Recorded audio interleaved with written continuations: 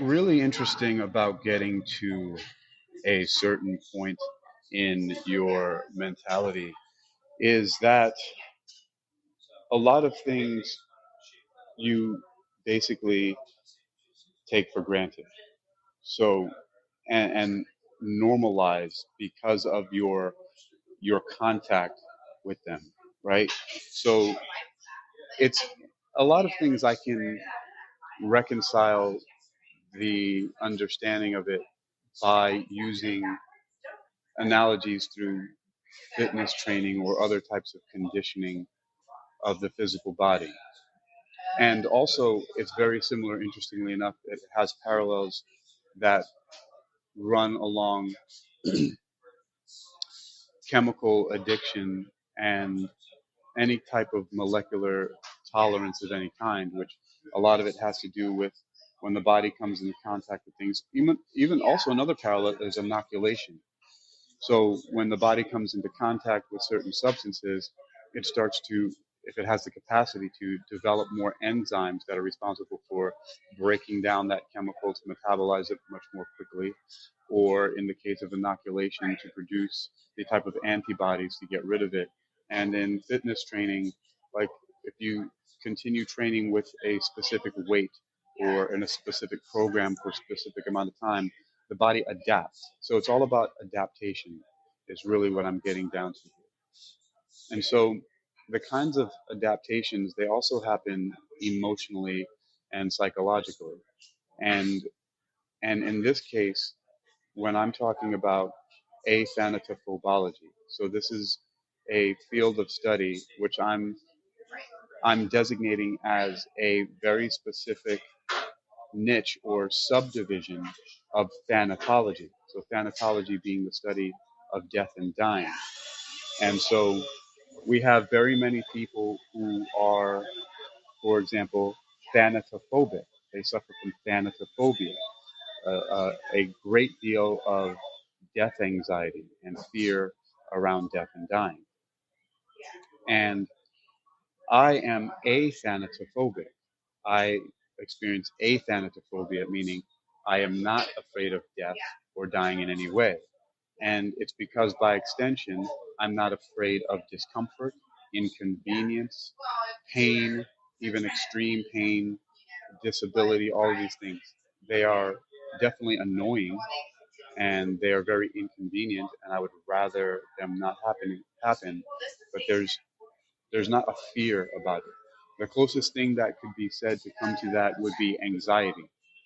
But the anxiety is presented differently because for me is expressed as ranging from mild annoyance to anger to extreme rage, destructive rage, and a lot of that comes from almost 4 decades of training as a martial artist and being in the ring and being in too many street fights that I care to admit, and that is probably not the best thing maybe, but you derive a lot of experience from those things.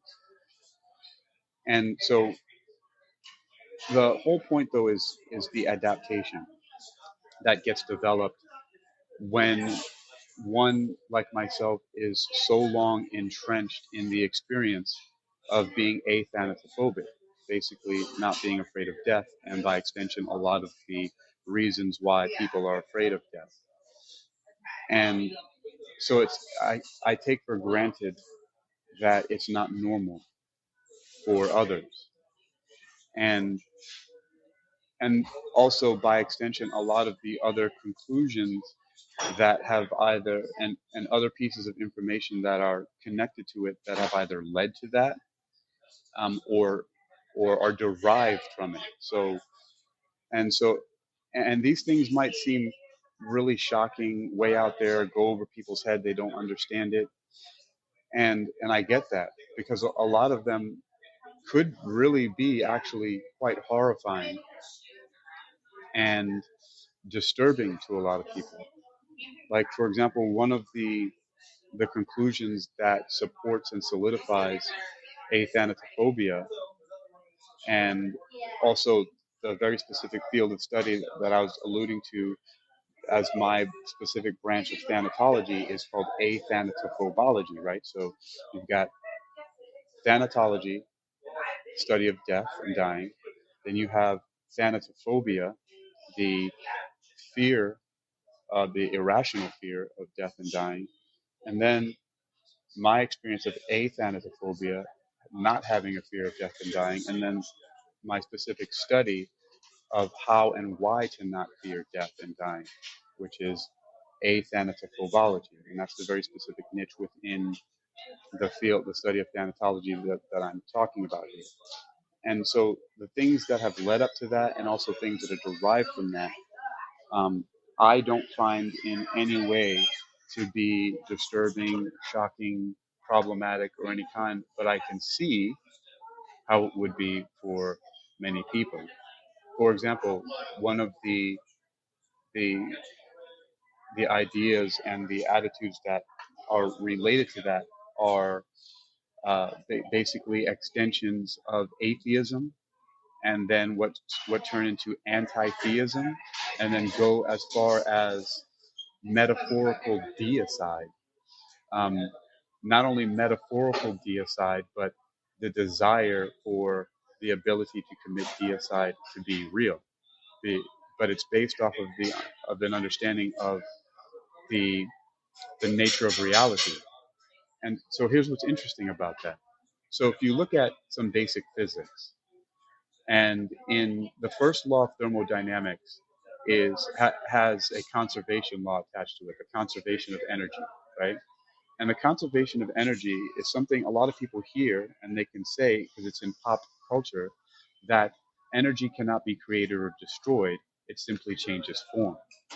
And we also have a companion law, conservation law of matter, the conservation of matter, that also says the same thing, that matter cannot be created or destroyed. And what's interesting is that they're both companions, right? So they cannot be created or destroyed, they simply change form, both energy and matter. And then when we look at Einstein's equation, we see that Einstein also equated energy, right? E equals mc squared. Energy equals mass, right? And mass is a measurement of matter. So energy equals mass times the speed of light times the speed of light, or E equals mc squared. Energy equals mass, which is basically a measurement of matter, times the speed of light squared. So we know that both energy and matter are not only cannot be created or destroyed, they simply change form, but they're also interconvertible. You can change energy to matter and matter to energy. And we have direct confirmation of this through both atomic bomb explosions and particle accelerators, in which both were getting different particles from energy and getting energy out of the collision of these particles. But what's interesting about the conservation laws and the fact that matter and energy are equivalent and interconvertible is that they are conserved, meaning they cannot be created or destroyed, they simply change form. But when you say something like something cannot be created and it cannot be destroyed and it simply changes form, what you're logically, when you take it to its logical conclusion, that's basically essentially equivalent, functionally equivalent to eternal. So if something cannot be created or destroyed, it is functionally eternal if it simply just changes form. So what we're talking about then is that the fundamental nature of reality as we know it, at least in our, even in just our observable universe, is that our universe is eternal because it's made of matter and energy, which simply change form. So we're talking about an eternal existence, which then completely flies in the face of a lot of other things. So this is what the Eternality Axiom, the paper that I published, is based off of, is this idea of eternality. But it actually came from, and here's what's fascinating about this, the Eternality Axiom and these ideas of, of, of, of definitive atheism, anti-theism, and metaphorical deicide stem from Abrahamic religions themselves. If you look at what the attributes of God are supposed to be, they are what I call the omnifactors. And the omnifactors are what led to the eternality axiom. The eternality axiom says all knowledge and all power is in all places at all times.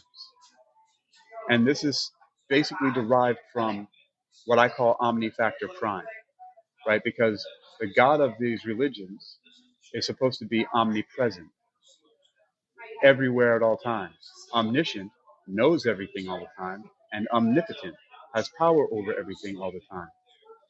But what's interesting about that is that you will then continue to hear these stories say that this being is also an individual that basically runs a monarchy and has hierarchies, seated at a throne that has angels and archangels and legions of this and that, and has an opposition of demons and so on and so forth.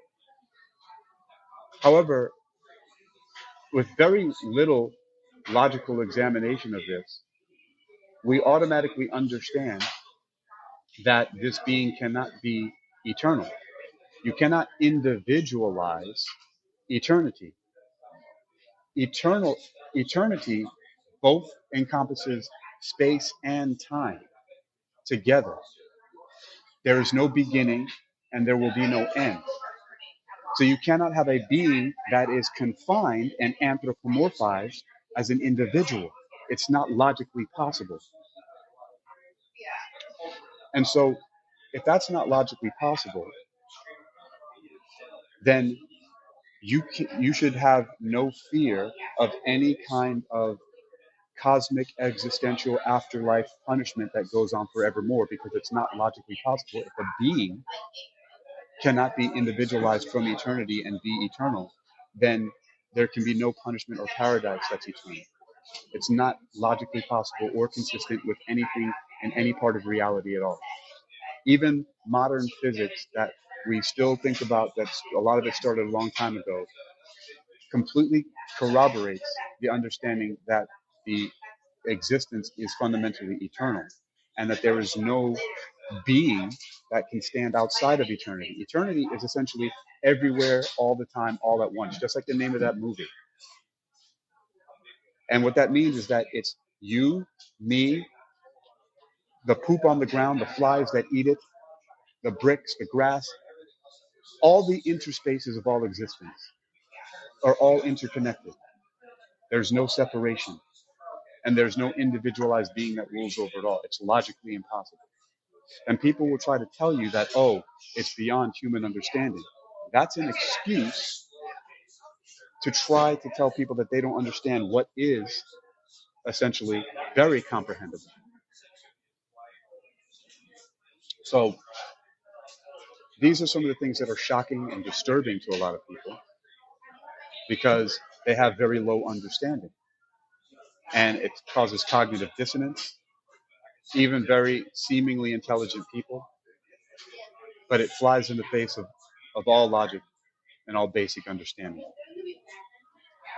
If reality existence is fundamentally eternal, you cannot then separate and individualize some being from eternal existence.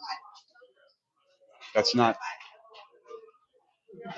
that's not compatible with any understanding of how reality works, even from a physics level, which is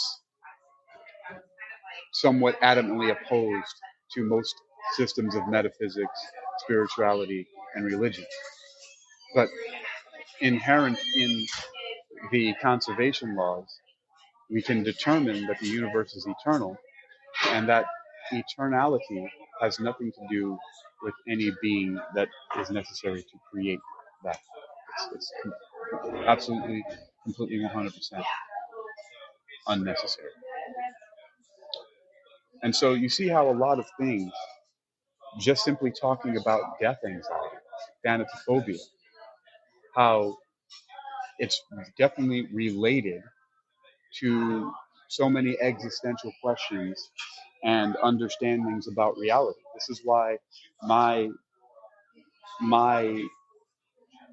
specific brand, if you will, of metaphysics is a very complete system that subsumes science and a lot of philosophy within it. Because not only is my metaphysics encompassed and is open to some of the ideas from traditional metaphysics, but also the new metaphysics, like in where I attained my PhD from the University of Metaphysical Sciences, which covers things like angelology. It talks about the various different religions. There's also studies on UFOs, witchcraft, meditation, yoga, hypnosis. All of that stuff is in there in the modern metaphysics. And my metaphysics includes the understanding of that, if just for no other reason than to be familiar with it so you can relate to other people and understand where they're coming from. But also, it encompasses the traditional metaphysics as simply the things that do not change from of the name metaphysics given by an ancient biographer of Aristotle, right? And then also my metaphysics, which makes an acronym out of the word meta, which means above or beyond, right? META being mathematical, experimental, theoretical, and applied physics, which implies that before one can truly branch off into metaphysics, being going beyond the physics, they should at least have a basic and fundamental understanding of physics, because physics contains all kinds of wonderful and strange things, not the least of which is superposition and quantum entanglement, which you just understanding and knowing those things alone, and then when you start going to other hypothetical constructs like the many worlds hypothesis and multiverses and block universes, then you really start to see that physics itself contains a lot of metaphysics. I mean, there's even questions of whether or not one of the theoretical physics branches and specialties called string theory, is that a theory of physics or is it a philosophy, like Sheldon Glashow said in The Elegant Universe? I ask you. And so all of these, it's quite fascinating that things that people deal with in their everyday lives, such as death anxiety, which is almost pan-memic, pan being all, meme being, a mental virus, and ick being pertaining to, so pertaining to being in all people's minds. Almost everybody is afraid of things. And it's kind of strange because you don't need fear to have your sympathetic nervous system in operation and to heighten your senses and your biology in order to, in my case, to defend and attack, because I'm more about fight than I am about flight. Definitely not freeze, unless those things are strategic, just like you would do in battle. There are strategic retreats and ducking and cover to reload and so on and so forth, and staying still in order to remain undetected in order to counterattack or strike and things like that. But for the most part, the response to all threats and other potential uh, stimulation that might cause most people to be fearful can very well biologically be trained and directed into attack. In the same way that, for example, the fictional character David Banner gets injured or has a heightened uh, sympathetic nervous system, gets activated, he hulks out. That's basically the same premise that I operate from. And you can train that into your psychology, your emotional state, and your biological responses. And there are many examples of this that I won't get into now. But all of that is a lot, I know, for a lot of people. But that's why I started off by saying that I understand that when there are things that you are familiar with, that you can become somewhat comfortable with them to the point where they seem very normal and pedestrian to you and not very extraordinary in any way. Whereas to a lot of people, I know that hearing some of these things can be quite shocking and blasphemous to them, and can be horrifying and terrifying and just completely world changing. It happened with me gradually, like the idea of a frog being put in water and it can get up to being boiled, and not know it. It's like the other way for me somehow. Um, my boiling was more of a hardening and building of resilience and the the annihilation of any kind of useless fear responses.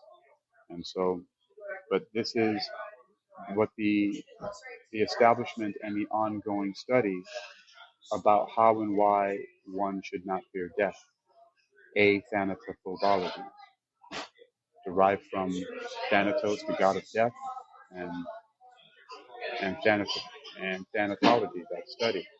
And this is my very specific branch of that, and it really makes the most logical sense based on the various different positions that I have already presented. I am Hakeem Ali-Bocas Alexander.